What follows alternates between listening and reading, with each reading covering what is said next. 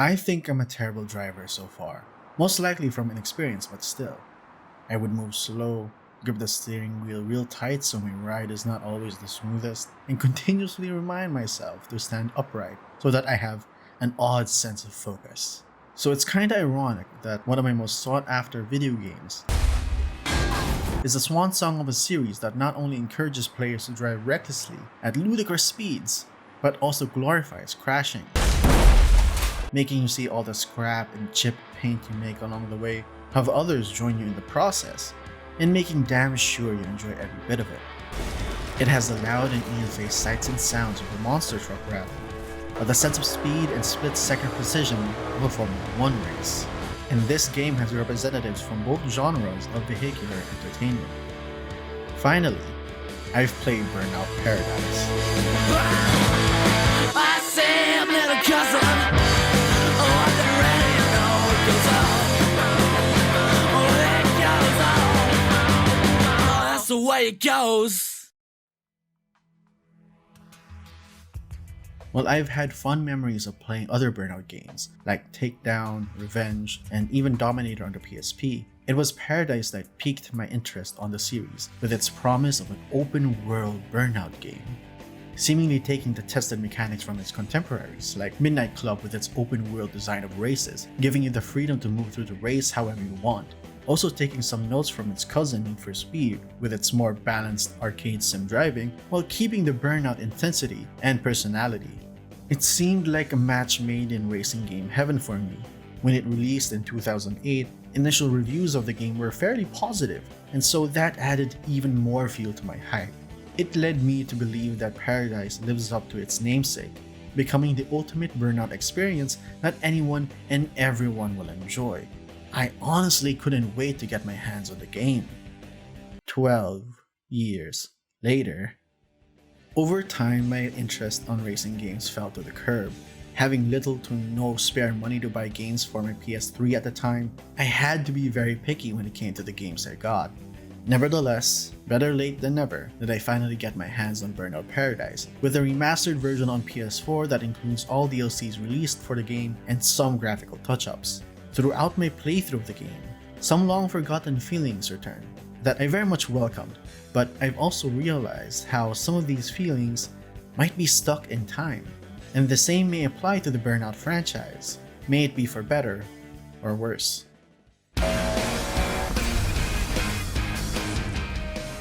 Freedom is the promise that Burnout Paradise proposes at first. At the start of the game, it gives a fairly straightforward introduction about the map's layouts, how all races end at one of 8 different finish lines corresponding to the directions of a compass. The key line that got stuck in my head was, whatever happening next is completely up to the player. After being given my Paradise City driver's license, which served as the game's ranking system, and being given a starting car, I'm free to roam about however I please, with all events and modes being basically up for grabs. Honestly, this beginning minutes of the game got me hyped. It felt like the beginning hours of Breath of the Wild, with the game basically saying, you have all you need, now go. Doesn't matter where you go, or what you do, or in what order you do them, just go. There's no right way moving forward. It soon becomes apparent though, that in the world of Burnout Paradise, the promise that freedom gives is pretty standard fare. There are 5 types of events scattered across the map, each of which can be started by driving out to a stoplight and activating the event there. There are the standard sprint races, another mode called Stunt Run where performing tricks like long drifts and barrel rolls are needed to reach a high score. Road Rage focuses on performing takedowns on opponents, and Marked Man has the player race to the finish line in one piece, while the opponents and upgraded cars hunt them down. Then there's Burning Route that can only be played when using a specific car for each event. Reaching the finish line within the allotted time rewards the player with an upgraded version of their vehicle. Other means of acquiring the rest of the game's assortment of cars is acquired the more events are completed, some of which adds the bonus challenge of having to hunt down the unlocked car that's roaming around the city before claiming it. It actually feels quite satisfying to see the recently conquered car plop down to the junkyard all battered and bent. It's a nice touch that adds the sense of continuity to my actions, as well as the feeling of deserving to be rewarded with a car because not only have I won enough events for it, but I also bested it. The Hunter Racing Oval Champ has been delivered to your junkyard.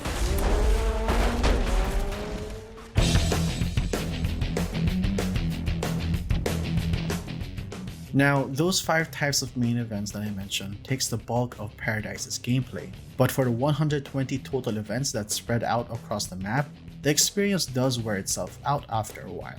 It feels more like I'm playing about 50 unique events that's only repeated with minor adjustments. This also comes in the way of the fact that there are only 8 finish lines throughout all these events. By placing them at the edges of the map, the freedom to move in my own way seems to get lost in transit. There are only 2 ways to get to the observatory and the wind farm. The naval yard isn't that far from Lone Stallion Ranch, and the waterfront plaza is within the ballpark of, well, the baseball stadium. Once I figured this out, it does feel like there's only a few viable ways to win a race. Even in Road Rage, I would lead the pack into the highway or mountain so that it funnels them in, making it easier to take them down one after another. Maybe what could have worked is adding other variations of events, like one wherein there are set checkpoints for the player to pass through in a certain order before reaching the finish line, which is oddly included in the online multiplayer mode, but not in single player. Or maybe just adding more endpoints of a race, when the only reason the game has for having 8 finish lines is to have the neat idea of associating it with a compass. Well, that's all it is, an idea. Aside from the main events, Showtime is another mode that has the player immediately crash the car but still be able to control the trajectory of the barreling wreck. Crashing onto other cars and highway signs garner points and extra boost to continue the mess by way of a ground break, and honestly, I kinda prefer Showtime over Crash mode, as it does give that better sense of the idea that this thing can go on for miles. It is by far my favorite mode in the game. It's an amazing sight to see what was once a tuned up exotic get pounded on for another 2 miles into unrecognizable scrap metal. And before with Crash mode, it felt to me that half of the time I was waiting for other cars to come up to me to continue playing, while Showtime gives me control. I could move on to another street, try to bounce off the wall so that I ricochet to the other side, and even hop off higher vehicles like buses for that added verticality. And, well, it's always funny to see the cars in front of me just submit to the inevitable and already start tumbling towards me. Burnout Paradise is also filled with busy work like finding all the shortcuts, successfully jumping off large ramps for a quick photo op, and numerous billboards to smash through. Then there are road rules that are even more superficial side challenges that track someone's fastest time, moving along a whole street, and Showtime score. What's cumbersome about road rules is that they seem more like an afterthought because the game gives you the option to turn them off, which to me is usually an indicator of wonky design, having a dedicated button to turn off a feature. Road rules immediately starts whenever you enter one end of a street, with the timer continuing to run until you move out of it, and it doesn't really let you do anything with it in the end, other than competing on online leaderboards. There were even a couple of times that the game would suddenly show me that I reached a road rules high score without me ever really trying or intending to do so. It really didn't matter to my experience of progress, and because of that, I just turned off road rules entirely. What sets Burnout apart from other racing games and even games that's within the car mayhem, destruction derby, whatever genre, is that Burnout had the speed to make the player feel like they're barely having their hands on the wheel, but also the power to just explode. Instead of the usual player mindset of, I want to win, Burnout has the player want chaos. And while I seem to have more gripes on the game so far than praises, it's mostly on the game's features. What Burnout has in spades is in its presentation. The assortment of rock music for its soundtrack, even its cheeky inclusion of classic orchestral symphonies, its sound design of roaring engines and crackling metal, the visual of a warm sunset enveloping the whole city, and sight of dim lights that peek through the midnight mountainside. I especially appreciate the crashes, as it cuts to a slow motion shot that emphasizes the point of impact, and immediately cutting back to real time as you realize the crash is much bigger than it seems. What was once a speeding bullet that weaved across traffic is now a still, near silent, piece of junk. The camera angles used for every tumble and jump off a ramp harkens to every car chase in movies. And while the AI act more like cannon fodder than an actual challenge, it does have its moments, like a random vertical takedown, and the instances that they would even team up and overwhelm me. And then it even shows the culprits whiz by as if it's taunting you, begging you to come and get him.